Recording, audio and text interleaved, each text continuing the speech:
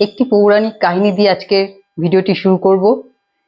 একবার এক ব্যক্তি ঘুরতে বেরিয়েছে এবং এদিক ওদিক ঘুরতে ঘুরতে দিনের শেষে সে স্বর্গের দিকে যাত্রা শুরু করেছে এবং সেই পথে যেতে যেতে সে খুবই ক্লান্ত পরিশ্রান্ত হয়ে পড়েছে। এবার সে ভাবছে যে কোথাও যদি একটু বিশ্রাম করা যেত খুব ভালো হতো। এবং যখনই সে এরকম ভেবেছে তখনই সে দেখতে পায় একটি বড় গাছ, যে গাছটির তলায় খুব সুন্দর করে শুকনো ঘাস বিছানো আছে। সে তখন সেই গাছটিতে হেলান দিয়ে সেই ঘাসের ওপর বসে পড়ে এবং কিছুক্ষণের মধ্যেই সে ঘুমিয়েও পড়ে। যখন তার ঘুম ভাঙে তখন সে ভাবে যে বিশ্রাম তো হলো, এবার যদি একটু খাওয়া দাওয়া পাওয়া যেত খুব ভালো হতো, কারণ খুব খিদে পেয়েছে। এবং সে ভালো ভালো খাবারের কথা চিন্তা করতে শুরু করে।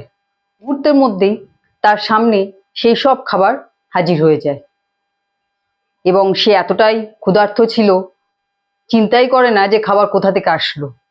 সে খেতে শুরু করে দেয়। আর তার খাওয়া যখন শেষ হলো সে তখন ভাবতে থাকে যে আমি খুবই ভাগ্যবান, এইরকম একটি জায়গায় আমি বিশ্রামও করতে পারলাম এবং যা যা খাবার চিন্তা করেছিলাম সেই সব খাবারও খেতে পারলাম। এবার যদি একটু কিছু পান করা যেত তাহলে খুব ভালো হতো। এবং সে পান করার জন্য অনেক জিনিসের কথা চিন্তা করতে থাকে। আর মুহূর্তের মধ্যে সেই সব কিছু আবার তার চোখের সামনে হাজির হয়ে যায়।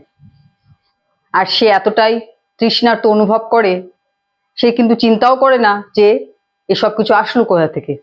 সে পান করতে শুরু করে। পান করা হয়ে যাওয়ার পরই এইবার তার খেয়াল হয় যে এসব কিছু আসছে কোথা থেকে। আমি যখন খাবারের কথা চিন্তা করলাম খাবার এসে গেল, আমি যখন কিছু পান করতে চাইলাম সমস্ত পানিও এসে হাজির হয়ে গেল। আর সে তখন সেই গাছটির দিকে তাকায়।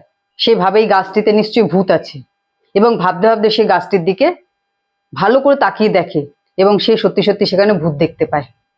আর সে এতটাই ভয় পেয়ে যায় যে ভয়ের কারণে সে আর কোনো কিছু চিন্তাই করতে পারে না। সে ভাবতে থাকে ভূতেরা মনে হয় নেমে এসে এখন আমাকে খুব ভয় দেখাবে এবং আমাকে বিরক্ত করবে। আর ভাবতে ভাবতেই সেই সব যে নেমে এসে তাকে ভয় দেখাতে থাকে এবং তাকে খুব বিরক্ত করতে থাকে।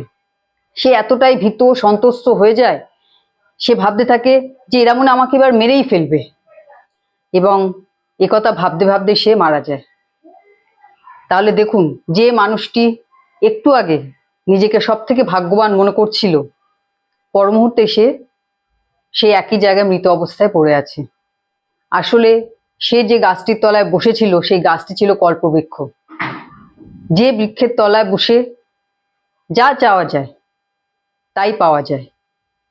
তো আমাদের মাইন্ডও কিন্তু ঠিক এই কল্পবৃক্ষের মতন। আমরা আমাদের মাইন্ডে যা চিন্তা করি, যেভাবে চিন্তা করি, সেই জিনিস ঠিক সেভাবেই আমাদের জীবনে আসে। 2006 সালে দ্য সিক্রেট বইটি যখন প্রকাশিত হয়, সেই বইটি থেকে এমন একটি শব্দ উঠে আসে যে শব্দটি আজকের দিনে সোশ্যাল মিডিয়া এবং তার বাইরেও সবার মধ্যে খুবই পরিচিত শব্দ, সেটা হচ্ছে ম্যানিফেস্টেশন।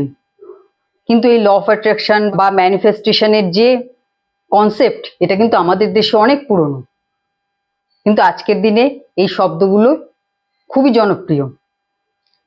তো ম্যানিফেস্টেশন কিভাবে হয়?